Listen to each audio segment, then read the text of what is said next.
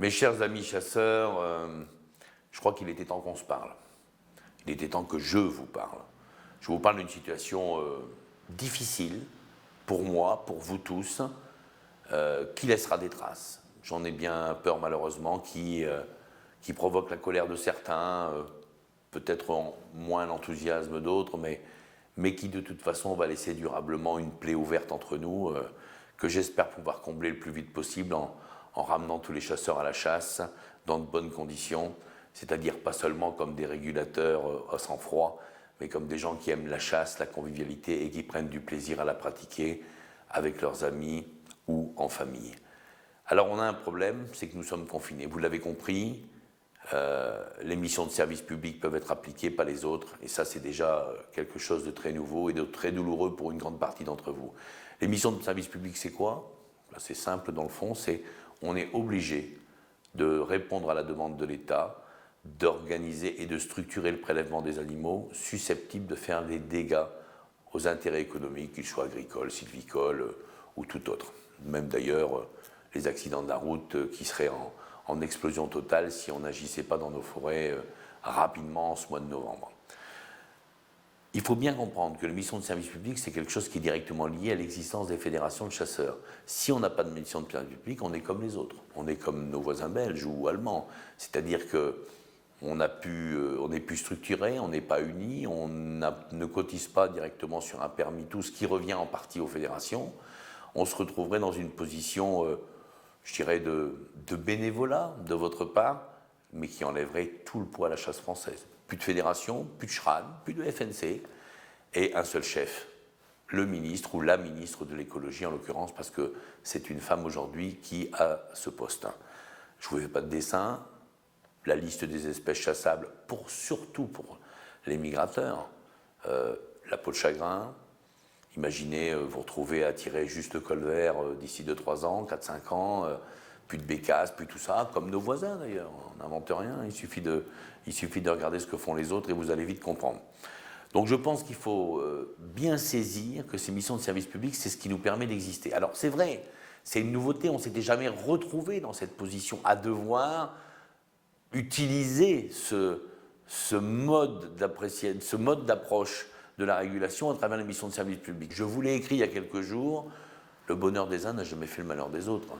Donc s'il y a des gens qui peuvent retourner, dans de mauvaises conditions d'ailleurs, plus de repas, plus de discussions, plus de rassemblements, et la chasse, c'est pas tellement ça, la chasse française, c'est une grande tradition nationale, c'est avant tout s'aimer les uns les autres, c'est la convivialité, c'est la fraternité, voilà, les chasseurs sont des tactiles, on n'est pas des bêtes à sang-froid, comme j'ai déjà dit, on est des gens qui aiment les autres.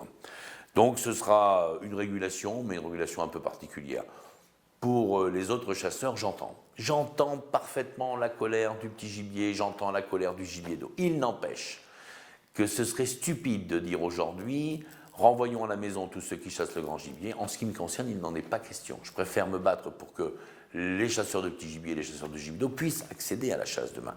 Alors le petit gibier, c'est plus compliqué. Effectivement, il faut des dégâts. On l'a dans certains départements, comme le mien d'ailleurs. Bon là, le problème c'est que il y a des ministres qui écrivent des circulaires et puis après qui ne veulent pas les appliquer. Autre débat. Je reviendrai sur tout ça après la crise. Alors après, de façon plus générale, petit, grand gibier, pêcheurs, randonneurs, vététistes, cavaliers, surfeurs, j'entends et je comprends qu'on a effectivement un Covid à combattre durement. J'en sais quelque chose, ma famille a été très très touchée par cette maladie. Il n'empêche qu'on peut aussi avoir une approche de bon sens. Comment expliquer aujourd'hui qu'on va faire des battues de grand gibier avec tous les gestes barrières et l'intelligence qu'il faut et le bon sens qu'il faut? Comment expliquer que rassembler des gens pour une certaine espèce de gibier et se retrouver pour une autre espèce en chasse individuelle ou avec son fils à la hutte pour passer une nuit, c'est pas possible.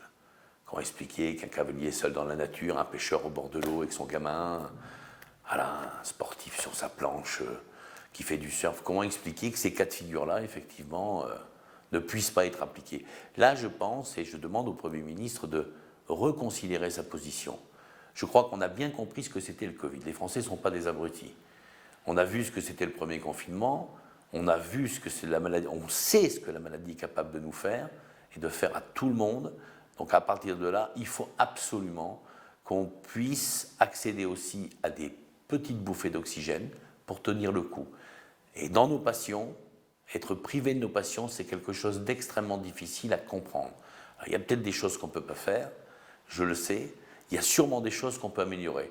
Il en est pareil de nos petits commerces de campagne. Moi, je suis un élu du territoire, d'un petit village du Pas-de-Calais. Voilà, il y a des commerces qui réouvriront jamais chez nous. Et une seule personne dans un magasin au fond de la campagne avec un masque et du gel, je pense que là, on aurait pu faire mieux que de fermer les rayons des hypermarchés qui ne règlent pas le problème de ce que nous avons besoin tous les jours pour vivre. Mais voilà, je ne veux pas voir mourir mes cœurs de village, je ne veux pas voir mourir mes petites villes rurales. Donc il faut absolument, Monsieur le Premier ministre, reconsidérer ce positionnement tout en gardant l'esprit d'un confinement strict et de faire barrage le plus vite possible à la maladie. Comment imaginer avoir les cultures du monde agricole ravagées au printemps prochain? Mais c'est ce qui risque d'arriver. On va pas, je ne vous le dis pas avec le sourire, c'est une réalité. Si 850 000 sangliers sont capables de faire 77 millions d'euros de dégâts, ce n'est pas mathématique. 2 millions de sangliers, c'est peut-être 500 ou 800 millions d'euros de dégâts. Voilà, il y a un moment, quand on franchit un cap, c'est l'explosion. Donc moi, ça me fait pas rire. Et pour tous ceux qui remettent en doute, effectivement, ces possibilités de faire des dégâts, sont stupides, pour être gentils d'ailleurs, parce qu'il y a un vrai problème. Et le monde agricole, c'est quand même là où on chasse. Et le monde sylvicole, c'est là où on chasse.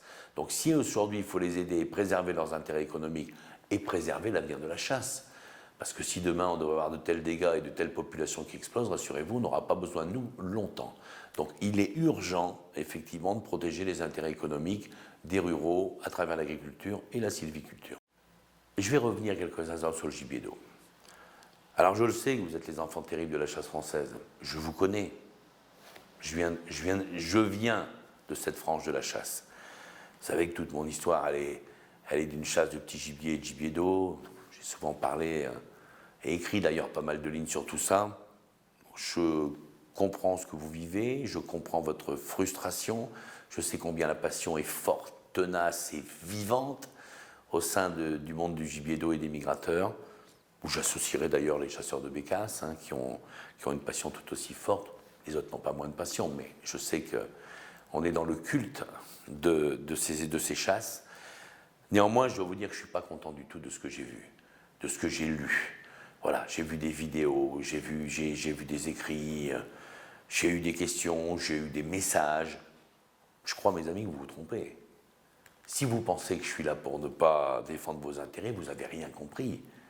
Vous n'avez pas compris ce que j'ai fait pour vous depuis 4 ans. Vous savez, je sais ce que c'est, être président d'1 million de personnes qui sont passionnées.